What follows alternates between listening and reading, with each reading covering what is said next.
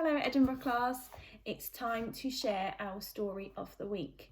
We are going to continue with our traditional tales topic and I'm really excited to share this story with you because I used to read it when I was your age. It's one of my favourite stories and it's called The Jolly Postman or Other People's Letters and it's written by Janet and Alan Allberg. While I'm reading, I want you to see if you recognise any of the characters. Have a look at the front cover. Is there anybody there that you recognise? So while I'm reading, keep a little note if there's any characters that you might know. Once upon a bicycle, so they say, a jolly postman came one day from over the hills and far away with a letter for the 3 bears. Mr. and Mrs. Bear, 3 Bears Cottage, the woods. Let's open our envelope.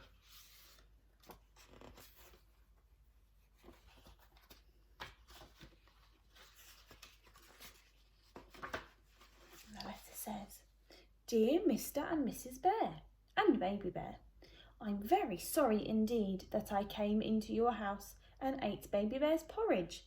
Mummy says I am a bad girl. I hardly eat any porridge when she cooks it, she says. Daddy says he will mend the little chair. Love from Goldilocks.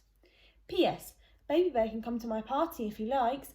There'll be 3 kinds of jelly and a conjurer. So the bears read the letter, except Baby Bear, and the postman drank his tea. And what happened next we'll very soon see. Off went the postman, toodaloo, in his uniform of postal blue, to a gingerbread cottage and garage too, with a letter for the wicked witch. The occupier, gingerbread bungalow, the woods. Let's see what he's got for the witch. It's a leaflet and it's from Hobgoblin Supplies. Everything for the modern witch, delivered to your door or den, covens catered for. What can you see?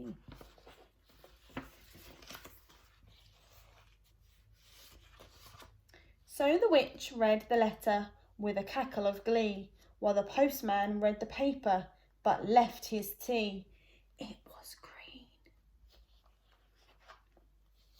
Soon the jolly postman, we hear tell, stopped at a door with a giant bell and a giant bottle of milk as well, with a postcard for, guess who?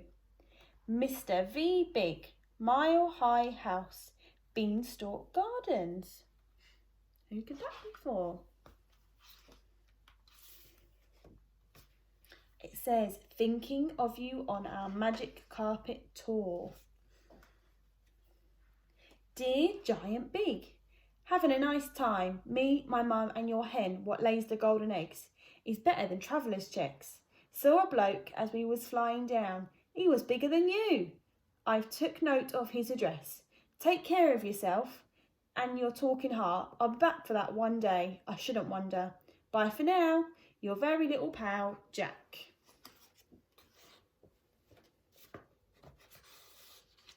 So the giant read the postcard with the baby on his knee, and the postman wet his whistle with a thimbleful of tea. Off once more on his bicycle the postman rode to a beautiful palace, so we've been told, where nightingales sang and a sign said sold, with a letter for Cinderella. What a surprise! Her Royal Highness Cinderella, the palace, Half Kingdom Road. What's this at the top of the letter? Do you know? It's a stamp.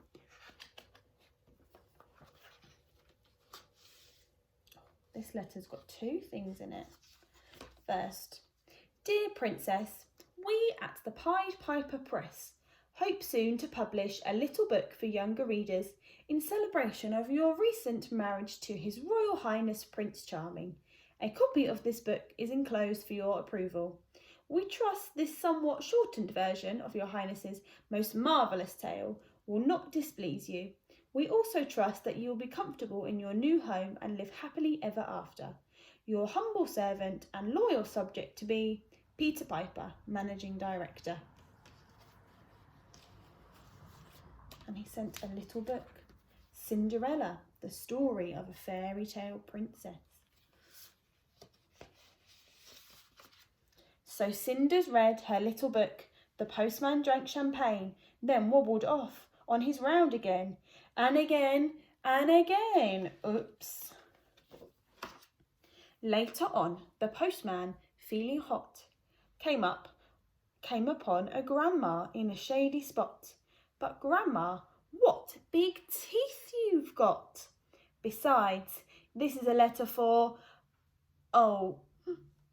Wolf Esquire, Grandma's Cottage, Horner's Corner. It's got a big sign saying urgent in the corner. That means it's very important.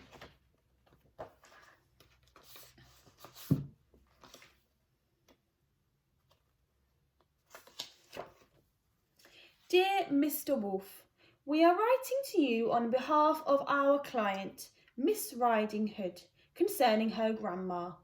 Miss Hood tells us that you are presently occupying her grandma's cottage and wearing her grandma's clothes without this lady's permission.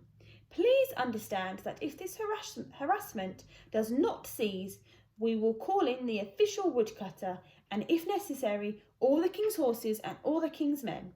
On a separate matter, we must inform you that Messrs. Three Little Pigs Limited are now firmly resolved to sue for damages.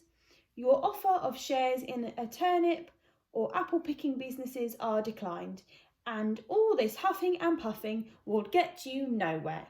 Yours sincerely, H. Meany. Oh dear.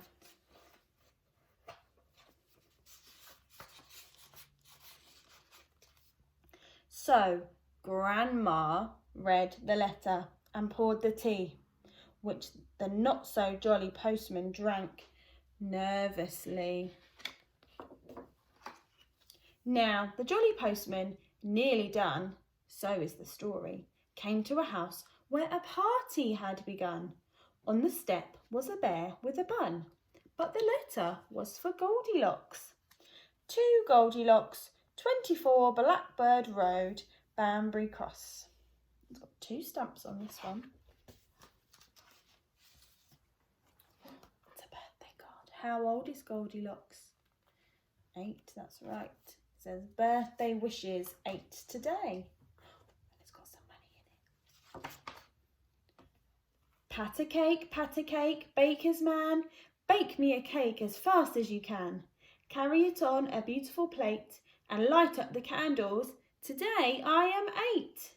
To Goldilocks, with love from Mrs. Bunty and Baby. She's got £1.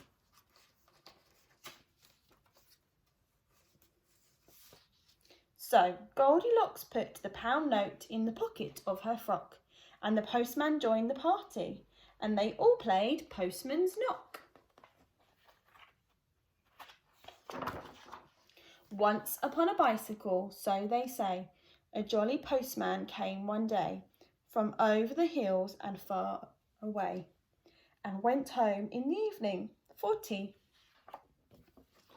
The end.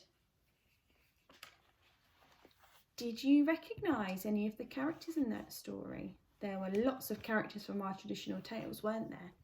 Perhaps this week you could find out about some more traditional tales. Thanks for listening. Bye.